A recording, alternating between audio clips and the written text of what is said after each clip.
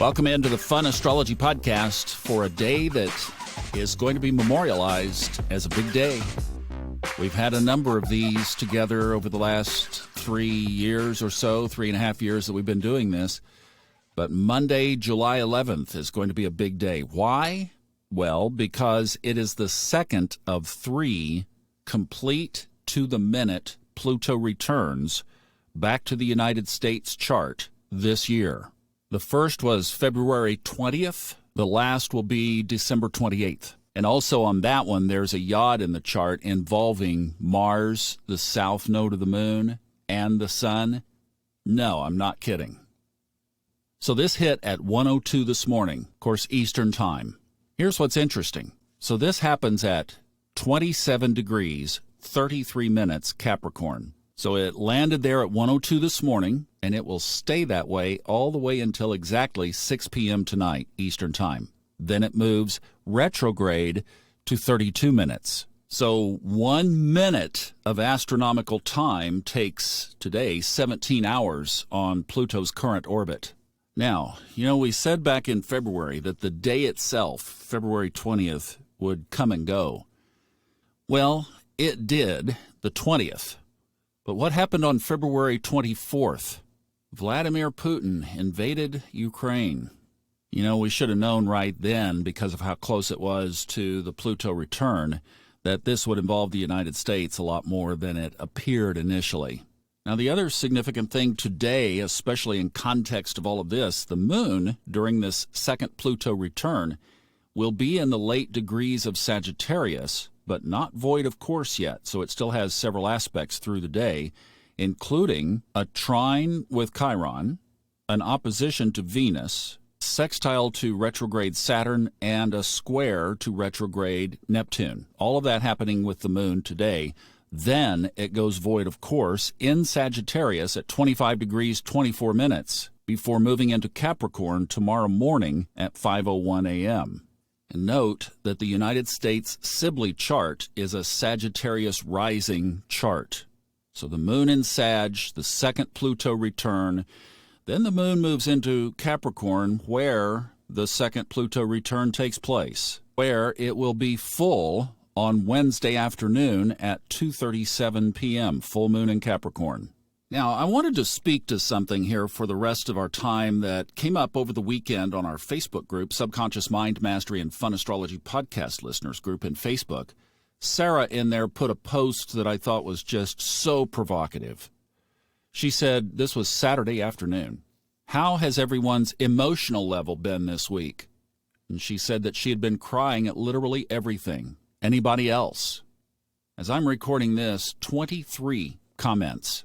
Most of them, not all, because I had one in there announcing healing convergence, but most of them along that same line. And that is what we did healing convergence on last night. If you couldn't make it, the recordings are both in that Facebook group page or on our YouTube channel, Fun Astrology Podcast. So I mentioned the Pluto return, second, today. We also, if you look at the solar arc charts, Pluto is in very key configurations with other critical points in the U.S. chart 2 more times. I'm not going to elaborate on that here. We've talked about it in some ways, but just know that it is also very prominent in the United States solar arc charts. I know you wouldn't be here if you didn't believe that astrology is significant and a guiding force in our lives. The symbolism over the United States right now is Plutonian. Transformation, death, and rebirth. It also is around power. Pluto always represents powerful things, so I don't know yet how that quite plays out and how that fits in, but you can certainly see the seeds of the transformation. This also, of course, accompanied by the gigantic alignment in the sky back on January 12, 2020, when Saturn and Pluto conjoined in Capricorn. First time since 1518, which began the Protestant Reformation.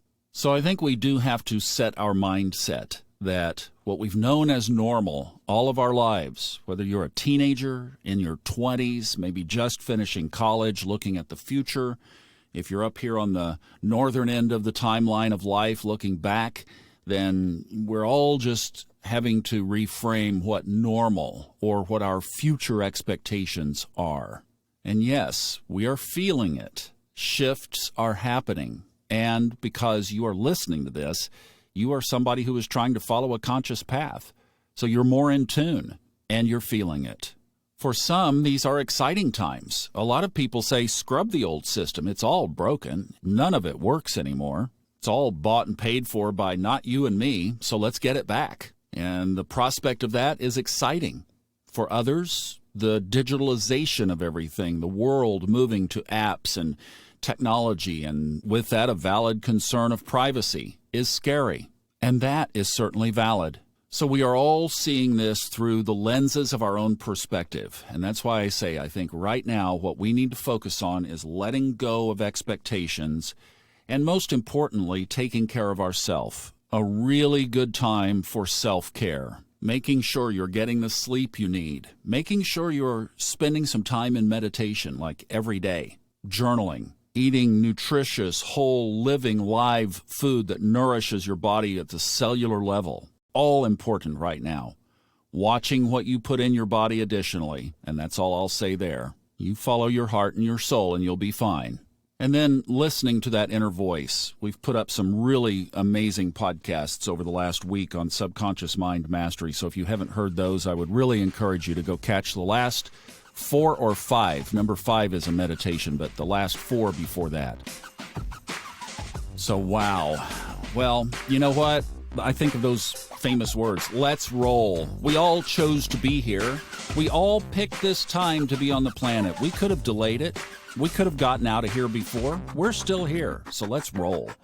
And I think of our favorite expression around our Facebook group now, too. What if up? What if it all worked out beautifully, wonderfully? We've got to hold on to love, and that's what you'll hear mostly here. All right? You guys take care. Have a good day. We'll see you back tomorrow.